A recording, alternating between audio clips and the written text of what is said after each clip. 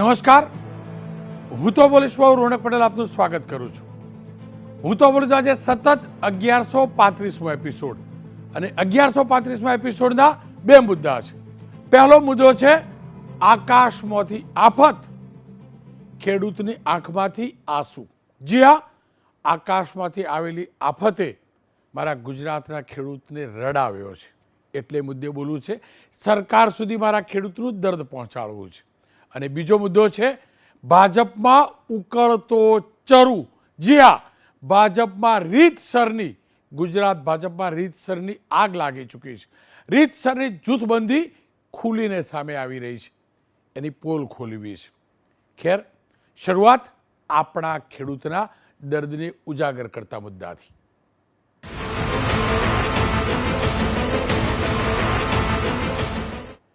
ગઈકાલે 4 કલાક માટે હવામાનમાં જબરજસ્ત પલટો આવ્યો. શહેરી વિસ્તારના લોકોએ એમ કહ્યું અને કેટલાક માધ્યમોએ શબ્દ પણ વાપર્યો કે અસહ્ય ગરમીથી રાહત મળી.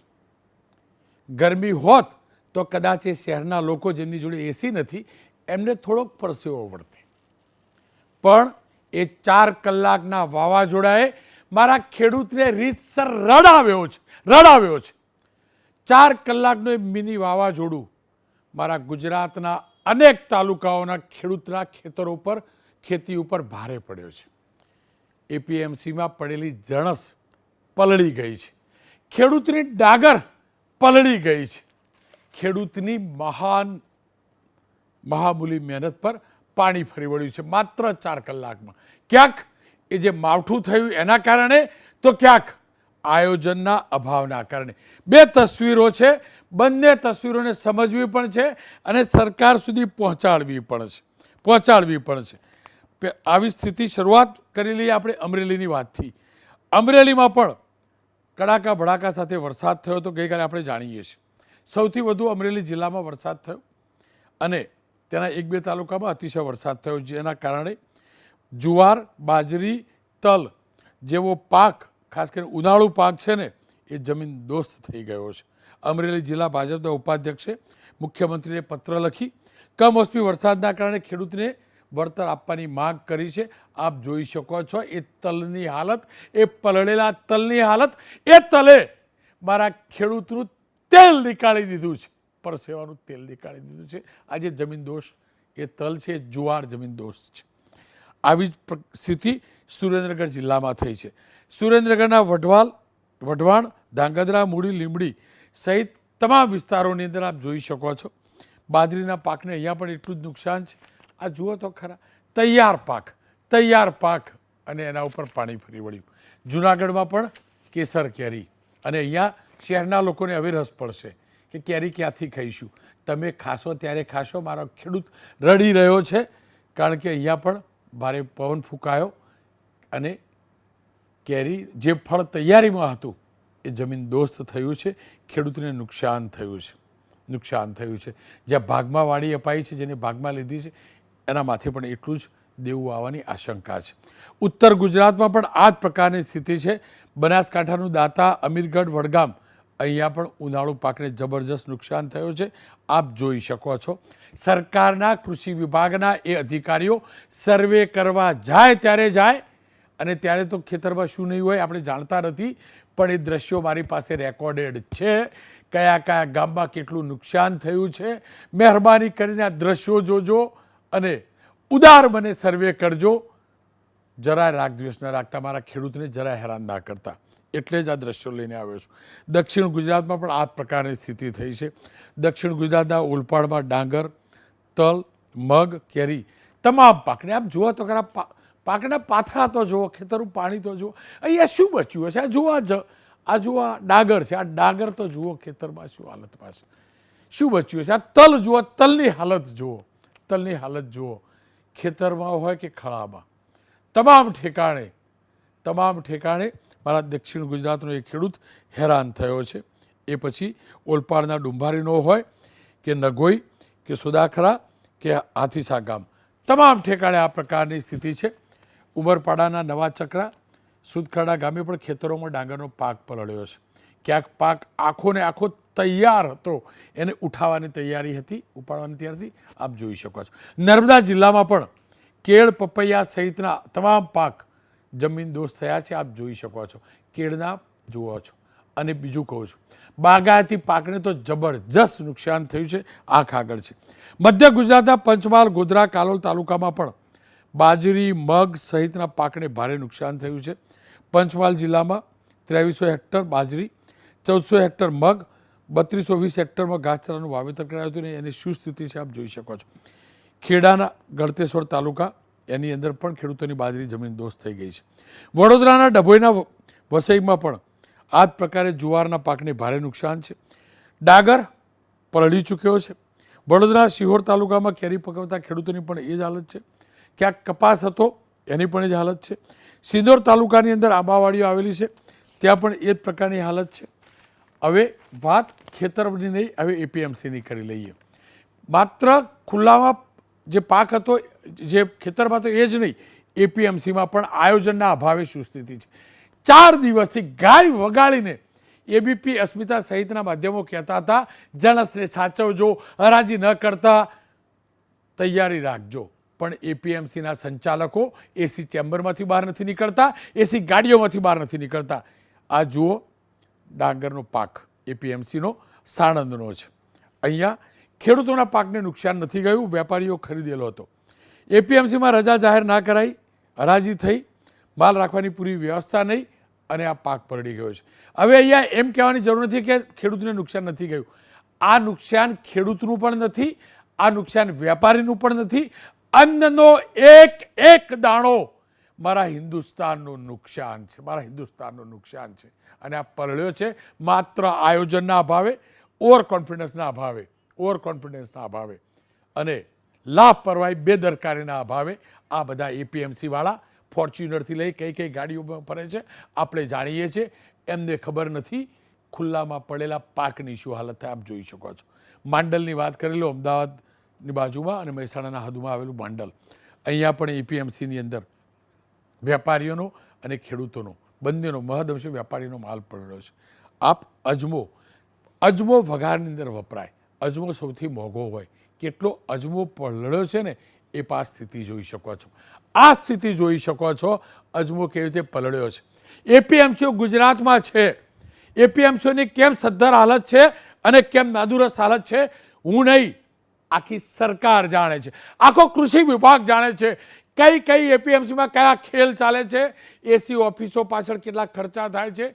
પણ ખેડૂતની જણસ, વેપારીએ ખરીદેલી જણસ એને રાખવા માટે શેડ નથી બનતા. અને પૂરા શેડ નથી બનતા ને એના જ કારણે વરસાદ પડે, વાવાઝોડું આવે, પવન ફૂંકાય, પાક બગડે છે. હું ફરીથી કહું છું, સરકારે કોઈ પ્રોપર યોજના લાવવી પડશે જેના કારણે એપીએમસીની અંદર આ પ્રકારનો પાક ન પલળે.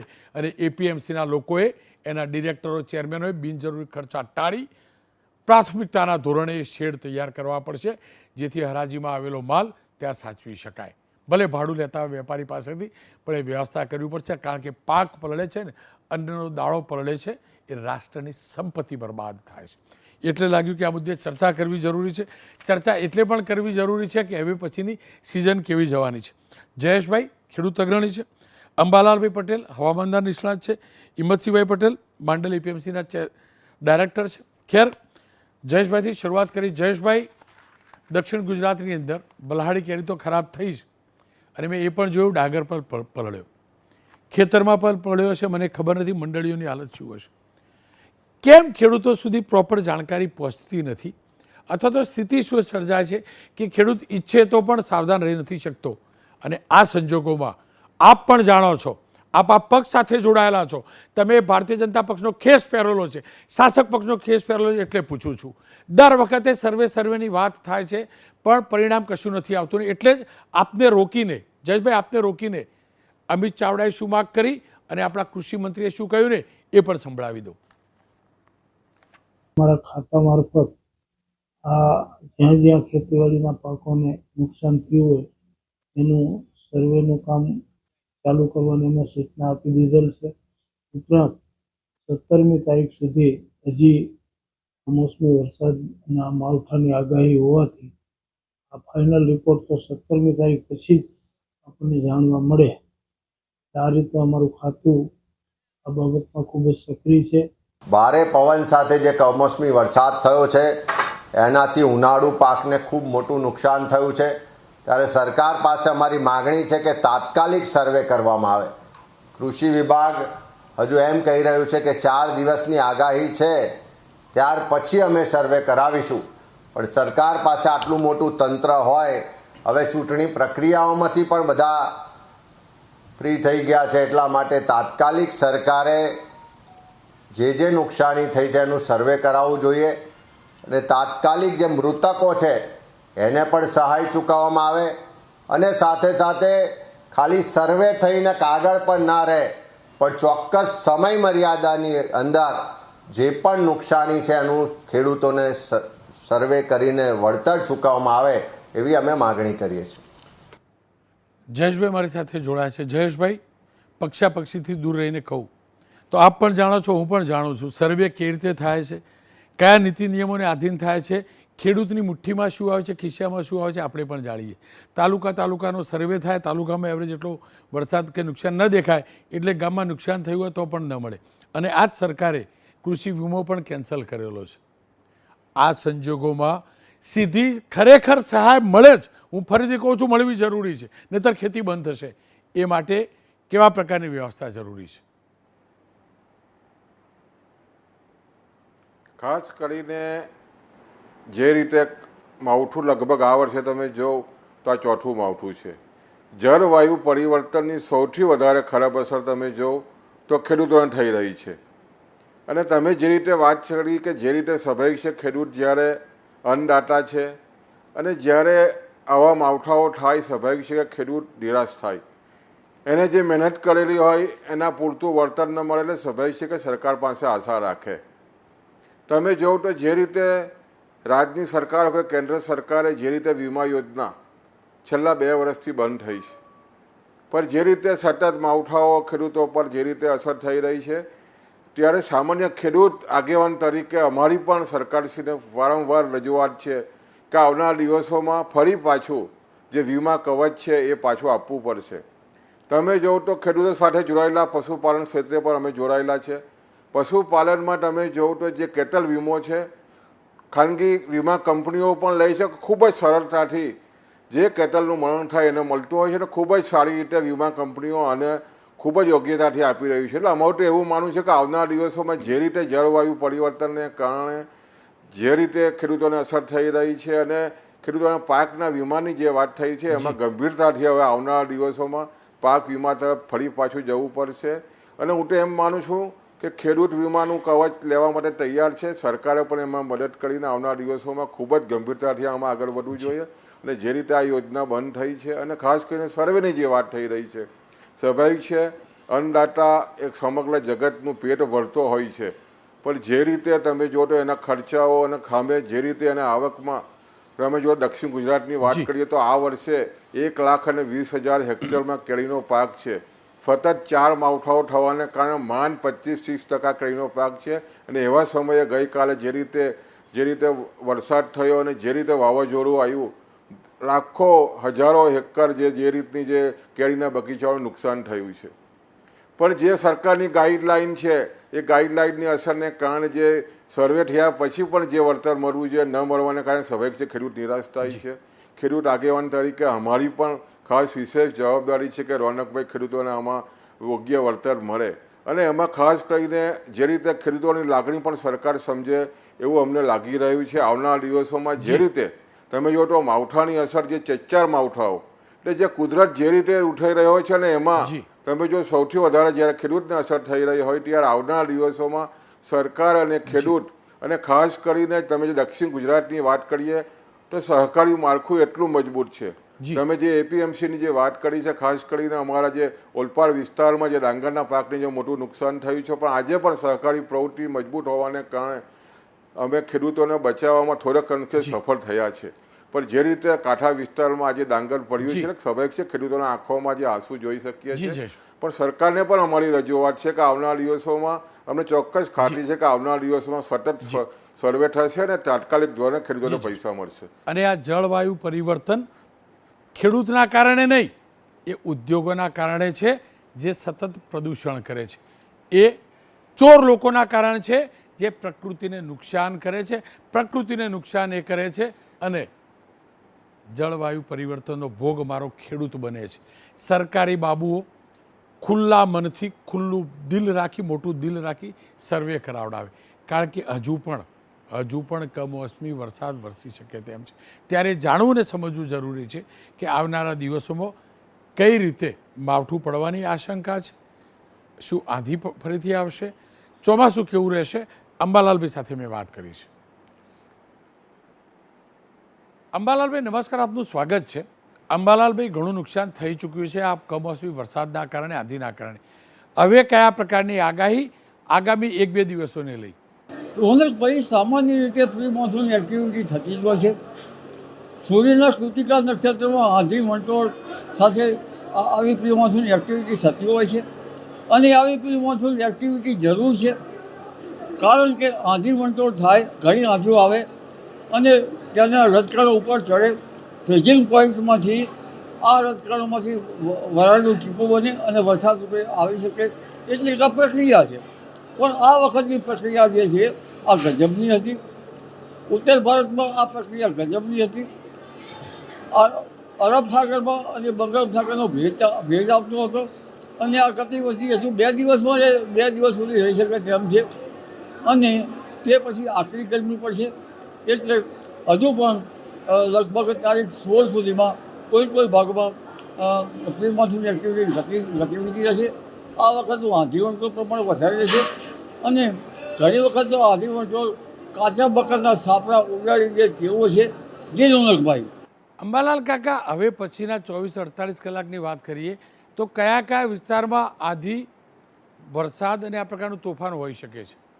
હવે આ વખતમાં આપણે જોવા જઈએ તો હજુ પંચમહાલના ભાગો, કેટલાક પૂર્વ ગુજરાતના ભાગો, મહેસાણાના ભાગો અને બનાસકાંઠા, પાલનપુર વગેરે ભાગો, તેમજ મધ્ય ગુજરાતના કોઈ ભાગો અને મહારાષ્ટ્ર એડજોઇન દક્ષિણ ગુજરાતના ભાગોમાં આંધી વંટોળ પ્રમાણ રહી શકે તેમ છે અને સૌરાષ્ટ્રના ભિન્ન ભાગોમાં વિન્ડ ગસ્ટ સાથે આંધી વંટોળનું પ્રમાણ વધી શકે છે. આ વિન્ડ ગસ્ટ જે છે એ આરબ કન્ટ્રીમાંથી આવશે અને આ વિન્ડ ગસ્ટ જે છે એ પણ ઘણું હશે અને કાલ વૈશાખીનો પ્રભાવ જોવા મળશે. એટલે હવે અત્યારે તો આ ગતિવિધિ વચ્ચે અને આ ગતિવિધિ પછી તારીખ 17મીથી આખરી ગરમી પડશે. મધ્ય ગુજરાતના ભાગમાં 43 ડિગ્રી સેલ્સિયસ જેવું માત્ર ઉષ્ણતામાન થવાની શક્યતા રહે છે. કચિત કોઈ ભાગમાં 44 થઈ શકે. ઉત્તર ગુજરાતના ભાગોમાં 42 ડિગ્રી સેલ્સિયસ જેવું માત્ર ઉષ્ણતામાન થઈ શકે. ઉત્તર સૌરાષ્ટ્રના ભાગોમાં પણ ગરમી હશે. કચ્છના ભાગોમાં પવનની ગતિ વધારે છે. પુનઃ તારીખ 24 મેથી 4-5 જૂન વચ્ચે પુનઃ પ્રી મોન્સૂન એક્ટિવિટી થશે. આ વખતે ગરમીથી પ્રી મોન્સૂન એક્ટિવિટી થવાની શક્યતા રહે છે અને રોહિણી નક્ષત્રનો વરસાદ કેટલાક ભાગમાં થશે.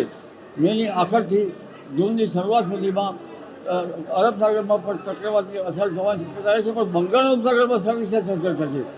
શરૂઆતનું ચોમાસું તો આંધી વંટોળ પ્રમાણે આવશે અને કાચા બકરના સાપડા ઉડી જાય તેવો શરૂઆતનો વરસાદ આવવાની શક્યતા રહે છે. પણ ઉલ્લેખ કરીએ છીએ કે આ વખતનું ચોમાસું જે જુલાઈના ઓગસ્ટનું સારું રહેશે. શરૂઆતનું ચોમાસું જે છે આંધી વંટોળની ગાજવી સાથે આવવાની શક્યતા રહે છે અને ચોમાસું વહેલું આવવાની શક્યતા રહે છે. 10 થી 14 ચોમાસું આવવાની શક્યતા રહે છે. 17મી તારીખે પણ આંધી વંટોળની ગરમી વધશે. એટલે આ વખતનું જે મધ્ય ચોમાસું છે વધારે સારું રહેશે. અંબાલાલભાઈ, ચોમાસું એક્ઝેક્ટ રિયલ ચોમાસું ક્યારથી બેસશે અને આપણા ખેડૂતોએ ચોમાસું વાવેતર ક્યારે કરવું જોઈએ? રિયલ ચોમાસું બેસવાની આપણે જોઈએ તો ચોમાસામાં ઘણી વખત બ્રેક આપતો હોય છે. એટલે ચોમાસું તારીખ 10 થી 14 જૂનમાં બેસવાની શક્યતા રહેશે. 15 જૂનમાં બેસવાની શક્યતા રહેશે. પરંતુ આ ભિન્ન ભાગોમાં છે. શરૂઆતના ભાગમાં ઘણી ઓછી રહેશે અને ચક્રવાતની અસર છે. દક્ષિણ સૌરાષ્ટ્રના ભાગોમાં વરસાદ આવી શકે છે. પરંતુ આ જો હવામાનને ખોરવી ન નાખે તો સારું ચોમાસું શરૂઆતમાં સારું હોવાની શક્યતા રહે છે. એટલે ખેડૂત ભાઈઓએ ક્યારેક વૃક્ષ નક્ષત્રમાં વરસાદ આવે તો એનું વાવેતર કરવામાં આવે તો રોગ જીવાતનો ભય રહેશે. પરંતુ તારીખ 22 જૂનમાં જે ચોમાસું વરસાદ આવશે જે પૂનમ પછી વાવણી કરવી સારી રહેશે અને જુલાઈ ઓગસ્ટમાં પાછો વરસાદનો સારો હોવાની શક્યતા રહેશે. એટલે શરૂઆતમાં જો વાવણી કરીએ છીએ તો વચ્ચે બ્રેક આવવાની શક્યતા ગણી શકાય. અંબાલાલભાઈ, હવામાનના અન્ય નિષ્ણાતો અને હવામાન વિભાગ એ જે સમાચાર આપે છે, જે આગાહી કરે છે, અમે આપ સુધી સતત એટલા માટે પહોંચાડતા રહીએ છીએ કે આપ લોકો સતર્ક રહી શકો, મારો ખેડૂત સતર્ક રહી શકે, સામાન્ય લોકો કે જેમના ઘરમાં પ્રસંગ હોય એ પણ સમજી શકે વરસાદ કે આબોહવાની શું સ્થિતિ હશે. અને એટલા માટે સતત અમે આ પ્રસારણ કરીએ છીએ. હજુ પણ આપ વિન્ડોમાં જોઈ શકો છો કયા કયા ઠેકાણે હજુ પણ વરસાદની આગાહી છે. આગામી 1-2 દિવસ સુધી આ ચાલવાનું છે. પણ ફરી એકવાર કહીશ, મારો પ્રયાસ છે સરકાર સુધી વાત પહોંચાડવાનો.